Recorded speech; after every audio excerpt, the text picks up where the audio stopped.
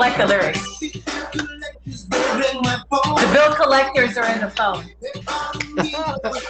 They bother me when I'm not at home.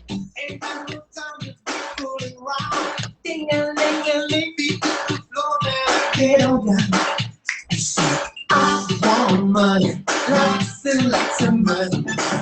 I want the pie in the sky. I want money, lots and lots of money. So asking me why I wanna be rich.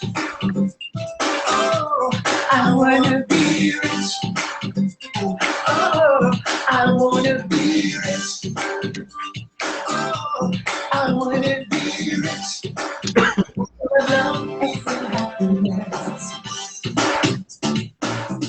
We're gonna get cut off from Facebook. Alexa, pause. So, if you're here tuning in, please let us know. I want to make sure that everyone here is tuning in. So we typically start with our joy, and well, you know, hello and good evening. Welcome to the Influencer Show. I'm so excited to be reconnecting with you today. How is everyone doing? You guys doing good? You know, if you're live with us, please hit the like sign. It helps all current Facebook viewers know that we're here with you. And yeah, currently, and we have friends all over parts of the world, and we just want to make sure that they know we're here. So if you don't mind, give us a like just to kind of get the algorithm going. Today we are back, yes, with the same desires we had last week, and that is Andy knows to serve you. You know, I am the influencer host, Barbie Latavisi, your family mediator and relationship strategist, alongside my dear friend Andy W. Sheffer, who is a relationship coach, and we're both in this beautiful Southern California. It's been really sunny out here, and we're just, again, you know, here just simply to serve you. We are well aware times are very tough in the relationship arena, and we are here to deliver a different perspective and give you a few thoughts to think about. I also invite you to interact with us. That's super, super important in the comments section. Does that sound fair? Can you guys kind of interact so we can know that you're here, and we'd love to get your feedback. Now, we haven't spoken about money yet. We typically talk about relationships and so forth. So I thought today would be kind of a cool thing just to switch it up a little bit and talk about financial infidelity. And why is it that we lie about money and how to solve the ever-growing problem? I found it to be kind of an intriguing one, wink, wink. And particularly after the last week's comment, remember, Andy, when we were talking about having a significant other go out and buy a car without your knowledge, remember? Yeah, that's crazy.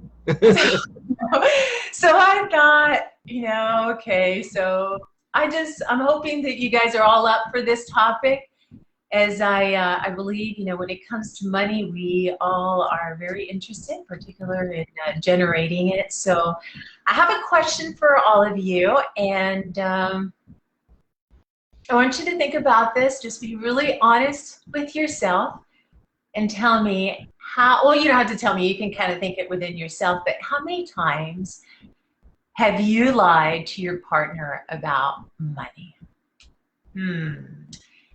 I did a little research, and according to the creditcard.com statistics, there are, listen to this, 15 million of us currently hiding a credit card or bank account from our significant other.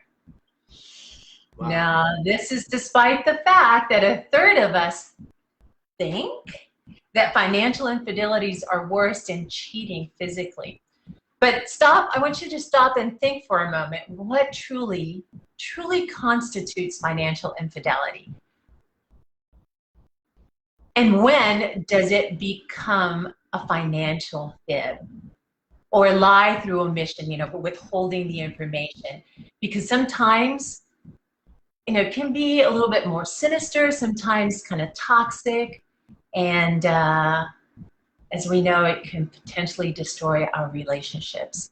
So I am going to turn to Andy and see what he's got to say about this wonderful topic. Andy? Yeah, I never contemplated this, to be honest, because it's like I've always been really honest about money, and I'm lucky because I've never been with somebody who has, done the things that you've described. So I've been very fortunate, and I'm kind of horrified hearing this, to be honest.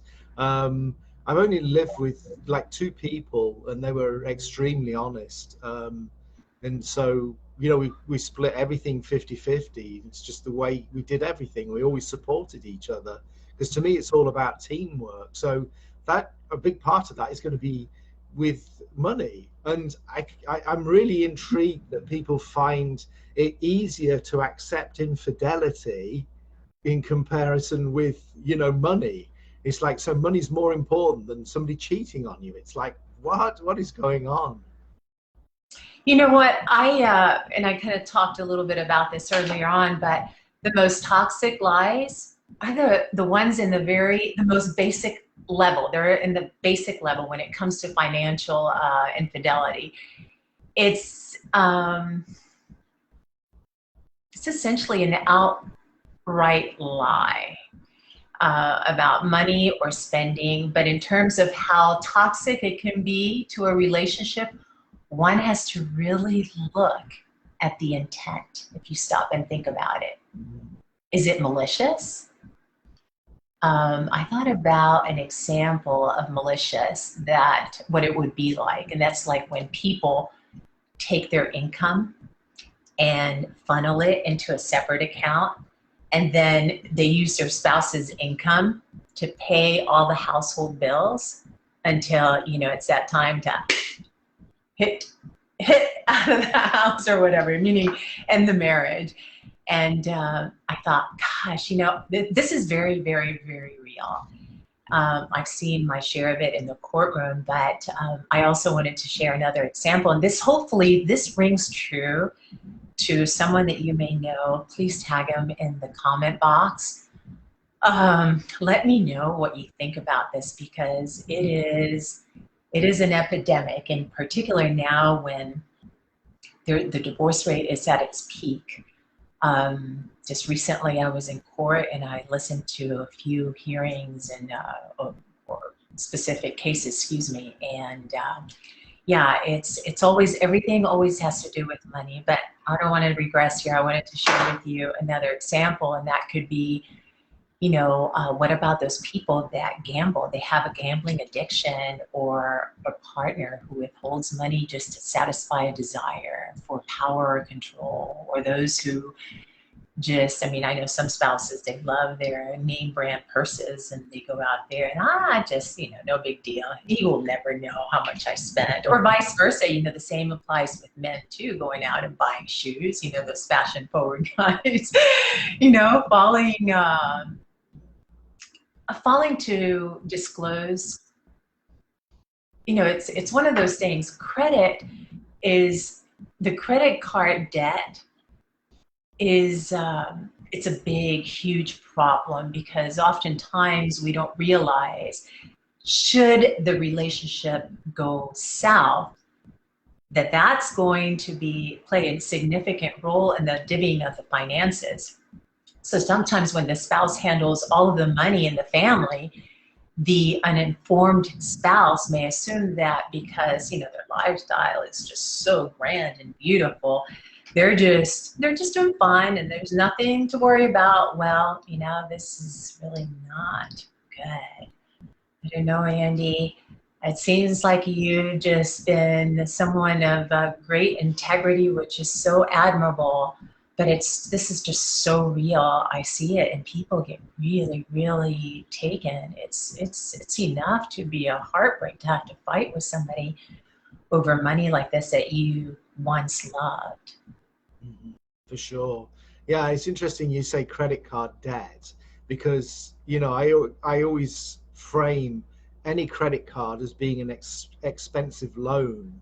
And so whenever something comes through the Mhm. post, my wife will go, "Oh, wow, they're offering blah, blah, blah credit limit." I say, "Yeah, lovely expensive loan you've got there. 29%. Fantastic. Enjoy."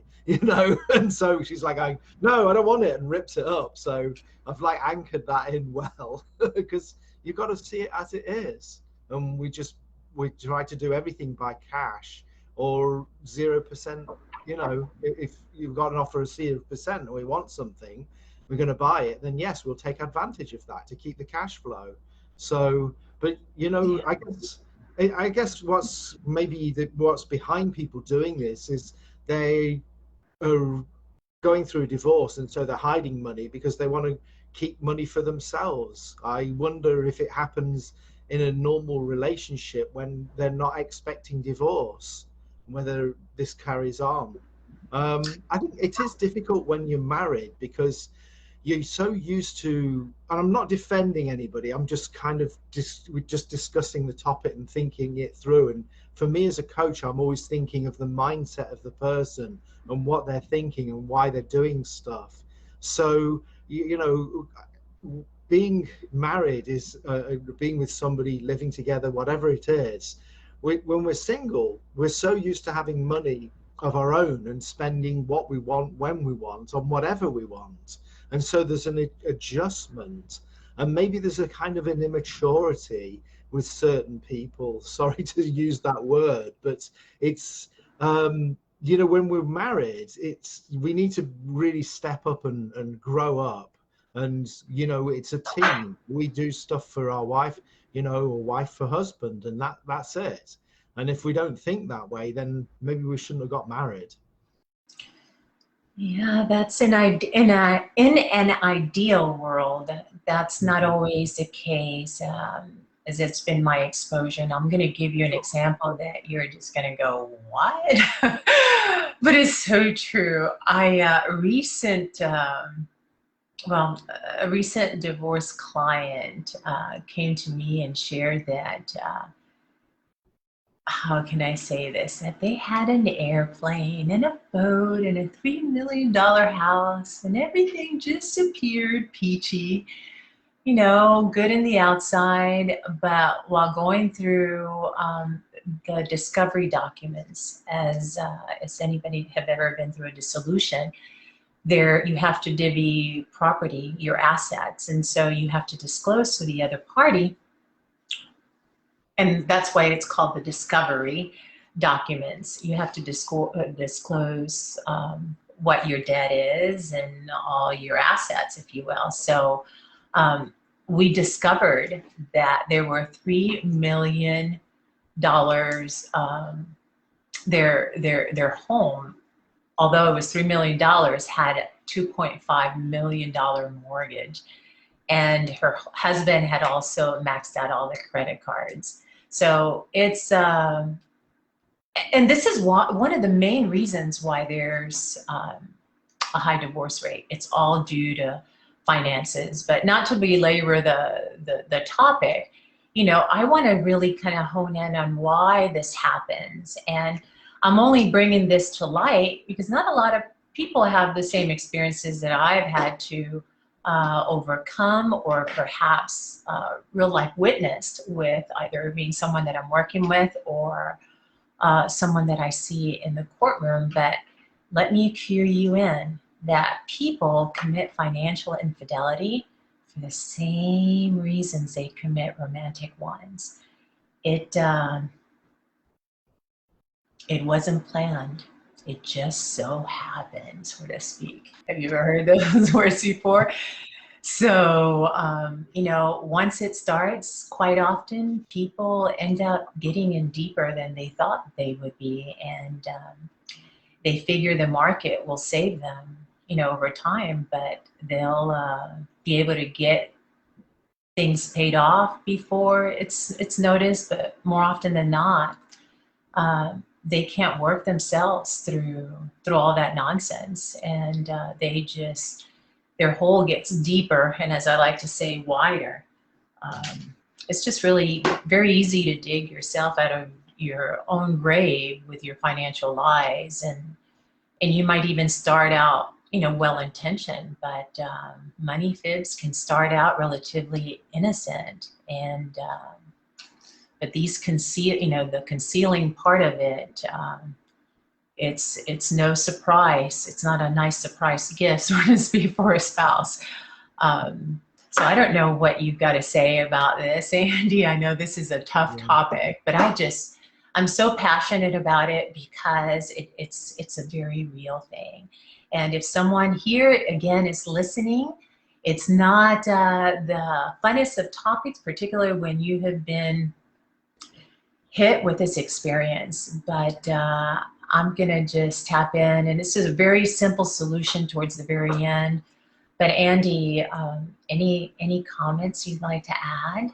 Yeah, I mean, as we're talking about this, I'm contemplating how the majority of people, of us, are just not financially literate. We've not been taught how to manage our money. I mean, as a favorite topic for a lot of people, there are specific things which are not taught at school. I don't know if things have changed now, but they really need to be taught. And one of them would be finances, how to manage money correctly. And this would, be just such a blessing for so many people. Learning how to meditate would be another one. And there was a third one I was just thinking of, which has gone out of my mind. But there are specific topics which we've not learned, we've not been taught. I remember when I was much younger, I was like 26 and I was dating somebody 19 in England, and she was really smart. Her father was super smart. He bought a house. He would make it absolutely pristine, and then he'd sell it. So he was doing the original flipping, but he did all of the work himself. He was really savvy.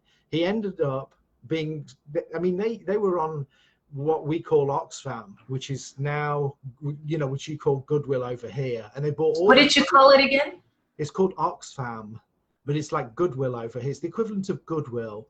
But Oxfam is like a worldwide service, and money goes to places like Africa to support the people who need, resources.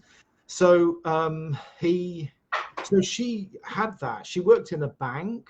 And I remember one of the first things she did was she brought this spreadsheet and said, right, let's write down every single thing that we're spending our money on. And I thought, I dissed her because I thought, well, what does she know? I'm 26, she's 19. She don't know anything. Why is she teaching me this?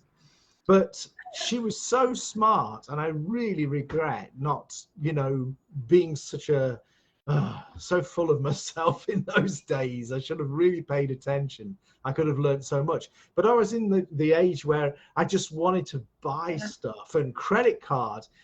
I didn't care about getting into debt. It's like, hey, I've got this money available to spend. Who cares? So I was buying all the flash clothes, going night clubbing, and doing everything that you do. Whatever CDs I want, I'd have. Whatever clothes I want, I'd have. And all this. And she's saying, write down all my spending. I don't want to do that. I'm going to scare my life out of me. I want to have fun. I bet you her parents taught her that. I bet you. They did. Yeah. Absolutely. And this is it. And this. So I'm wondering how much of this is because we've not been taught the financials correctly, financially being responsible. Yeah, not in school, not by our parents, so how, I think this is going to lead us to start making bad choices and doing bad things. What do you think? The endorphins, when you go out shopping, that's just a fabulous feeling. Oh, yeah. No problem here, charge it. But I know I'm kidding around, but in all seriousness, it can ruin you in ways that if you don't hone in, if you don't look at your receipts, if you do not put a budget down and you don't figure things out, you will be in trouble. The fallout from the partner's lies can take years, sometimes even a lifetime, based on bankruptcies, whatever the case may be. And it's really difficult to recover from them. From a legal perspective, you are on the hook for any debt that your spouse incurs. Exactly. So let's say your spouse goes out and generates a large amount of credit card debt, or takes out a loan you don't know about, like buying a car. That's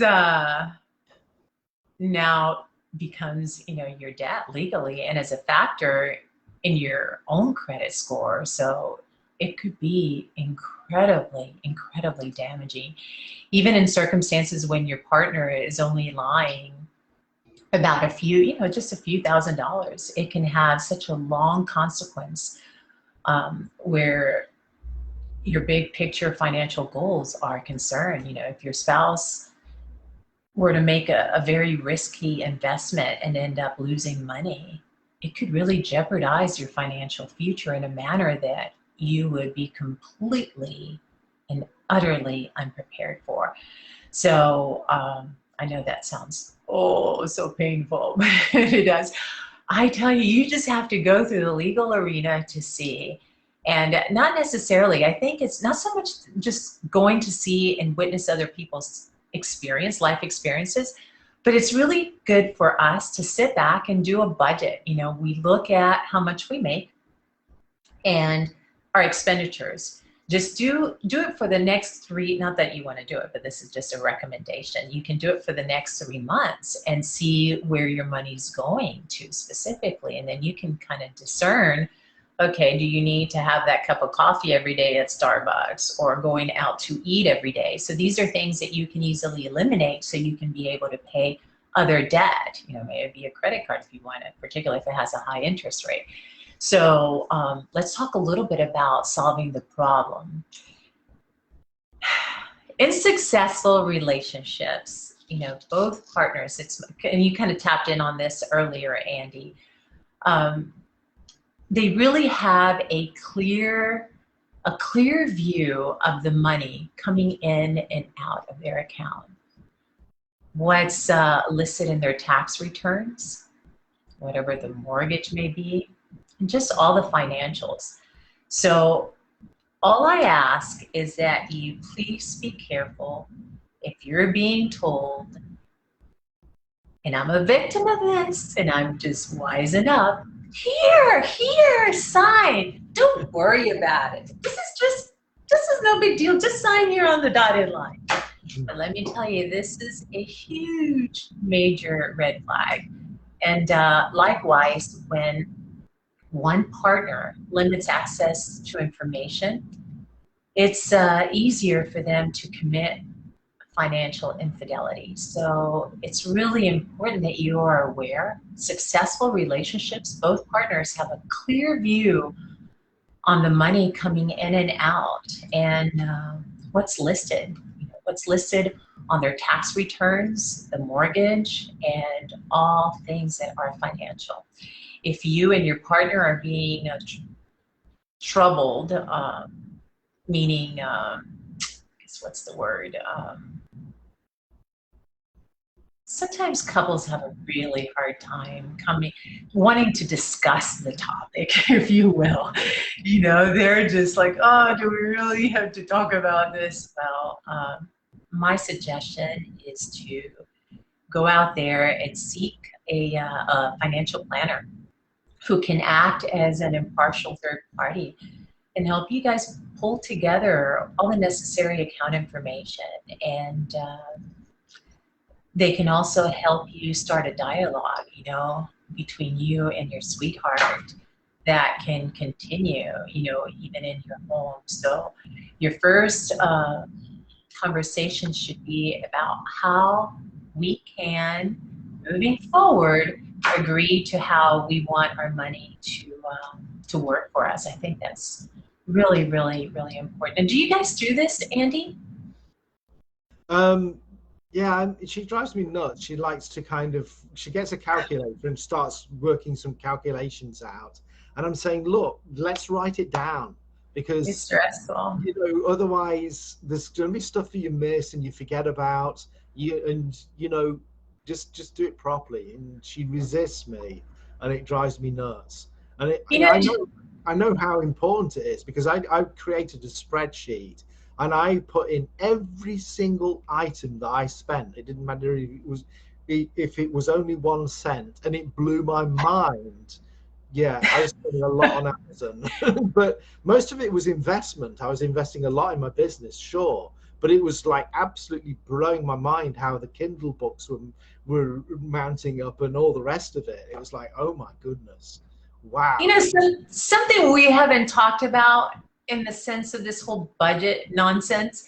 The very first thing I think we need to do is set our goals, our big goals first, and then kind of like carve out a little bit of some fun money, for each of the couples, to spend however they want to spend it. If they want to go to a football game, if they want to buy shoes or purses, whatever it is, because I think that, becomes really wearing in their relationship if it's everything is just money, money, money, money, money. So, Well, the and lady that I talked about who was in the bank, she actually, we had 3 accounts. So we had one account which was only for all of the household stuff. So I paid the mortgage, but like everything else, we funneled into there. So paying for food, for example, then it was like we didn't get to the grocery store and and buy. We say, oh, you buy this time, or you buy. We'd always be putting a set amount, and she calculated how much we were spending, and so it really worked well. All of the bills, electricity, gas, whatever, came out of that. It was brilliant. it's okay, you can agree to disagree sometimes. I really believe it's okay to disagree, just agree to it, why not? If you and your partner don't always see eye to eye, and I make fun of it, but on every expense, it's going to be okay. It'll be okay. Couples who agree on big financial goals like being debt free or saving for their kids' college, or maybe it could be a trip, a seasonal trip, may have very different spending patterns. So one, like I was saying earlier, one may want to spend $5, I guess $6 nowadays, cup of coffee at Starbucks, while the other may be content with just coffee at home, or at work, may it be, or, it's the lady, she may want a designer bag, It's in the healthiest relationship, there's plenty of room for that to be allowed. And I think that's really important to consider. Definitely having targets is a really good idea because, we whittle our money away at little things here or there, like a Starbucks coffee here, or we'll spend a bit more. Like with women, I know that doing your hair costs a fortune. And so if you've got a goal, then you're like going, am I really going to spend $400 on my hair? Yeah, maybe I'm going to think about this and maybe I'll do part of it at home and just get the cut or something, How much did you say? $400? Yeah, for if you're having color, cuts, blow dry over here, and that's how much it is. Koreatown, $400. That reminds me, I can't even imagine now spending that money. Not that I ever did, but I went one time, I was living in Newport. This is really a funny story. And they just had booked me. I had called in for this nice salon that they told me about, I just a referral. And so I go in, the guy was just really attentive. And it just so happens he was the head designer there, or stylist. And my haircut, no color, no nothing, no special mask in the hair, no nothing. $300 for just a haircut. it's like, what am I supposed to do? Am I just supposed to contest it?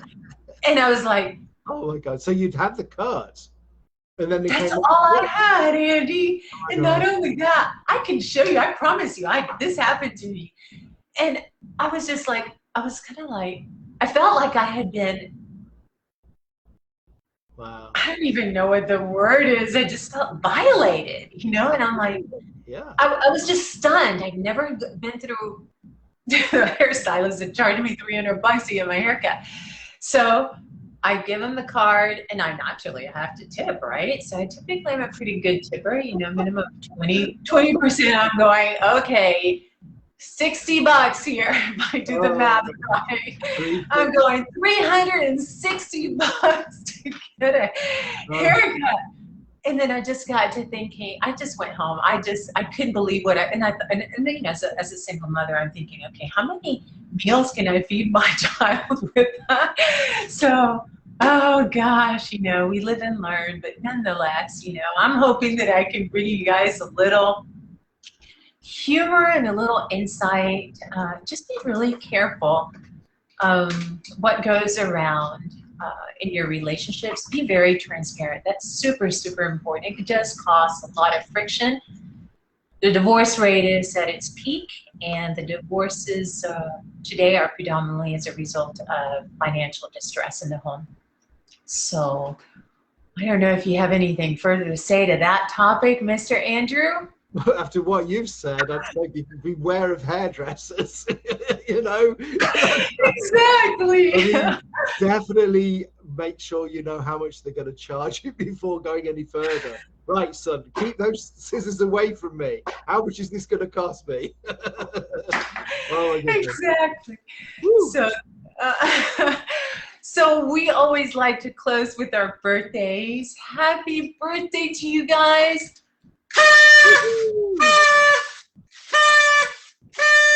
Here comes Babby. Happy birthday to you. Happy birthday to you. She can't get through. I put a chair there. Happy birthday, dear friends. Happy birthday to you. So guys, if you need to get a hold of us for whatever reason, you have any questions, you can message us. I personally have a mastermind course in the mastermind marketplace. And say hi, Debbie. Can you guys see her?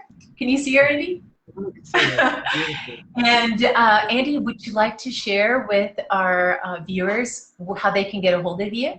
Yeah, I mean, if you go to talkwithandythecoach.com, that's a good place. I'm offering like a half an hour. Whatever you're going through with relationships, we'll get half an hour together and go through. I think you offer something the same as well, don't you, Barbie? Yes, and I've got a surprise. I've been working diligently at something, and hopefully I can share it with you guys next week. It's been a real big project for me, but hopefully it'll be done, and then that'll be my one-stop shop where you can find me and all that good stuff. But we will be here next Wednesday, again at 6 p.m. Pacific Standard Time, and I don't take you guys standing by here listening to us and the message that we have to offer you for granted. I am most gracious for this opportunity that I get to share a little of my insight and wisdom and my life experiences. And I mean it. We're here, Andy and myself are here to serve you. And please don't hesitate to reach out to us. If you like our comments today, please give us a thumbs up. Share this post with whoever you think that may need to hear it, or just tag them if you don't feel like sharing. And as I always like to say, thank you, thank you, thank you, and we will see you guys on the bright side. Sending you lots of love and hugs and kisses. You guys have a terrific week going into the weekend, and we will see you again here next Wednesday at 9 o'clock. You guys take care. Ciao. Bye. Bye, friends. Bye-bye. You want to come back up here with that? Huh? You're still here? You want to say hi? Okay. There she is. Oh, she's a She's sweetie. tired. Yeah, she wants a walk now. She's eaten. But Andy, we will talk to you guys later. Okay? See you later. Take care. Okay. Bye. Bye. Bye.